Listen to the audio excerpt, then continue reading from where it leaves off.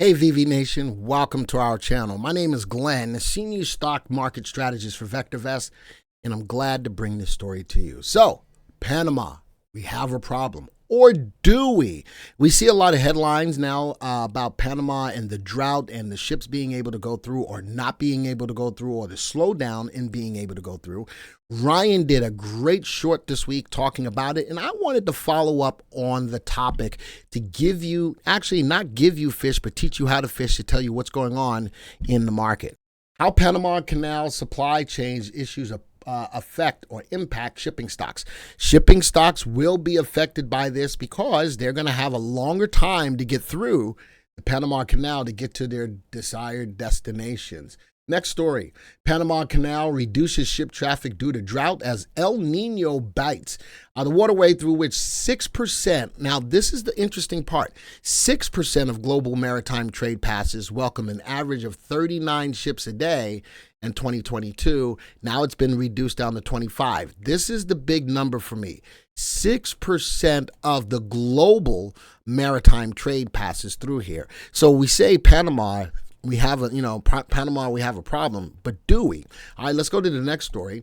Panama Canal restrictions are rerouting LPG shipping flows. So not only is it going to affect shipping stocks, but it's also going to affect energy like LPG, LNG getting to and from where it needs to go. Panama crisis forces U.S. farm exports to detour through the Suez Canal. So there is an alternative, but now I'm wondering if the amount of shipping, remember only 6% going through the Panama Canal, I wonder if we start to increase the amount going through the Suez Canal. Bulker execs confirm new route.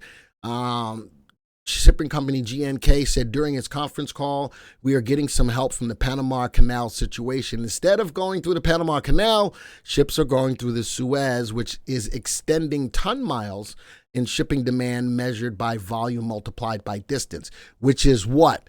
That happens to be a lot of inflationary stuff. Interesting side of that as well. Inflationary. Now, Panama Canal water levels are dangerously low because of the massive drought, and it could mean bad things for global inflation. All right, so there's a lot of different things that are being affected by this drought.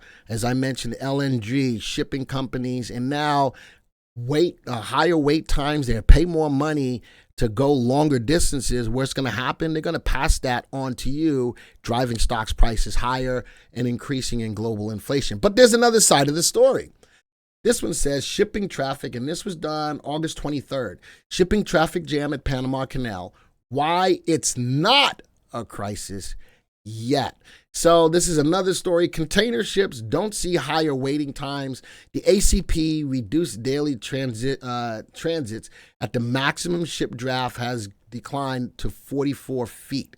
And the intention is to lower the average transits from 36 to 32 a day, pairing transits via the original Panamax locks from 26 to 22, and maintaining transits via new, larger Neo-Panamax locks at 10 per day.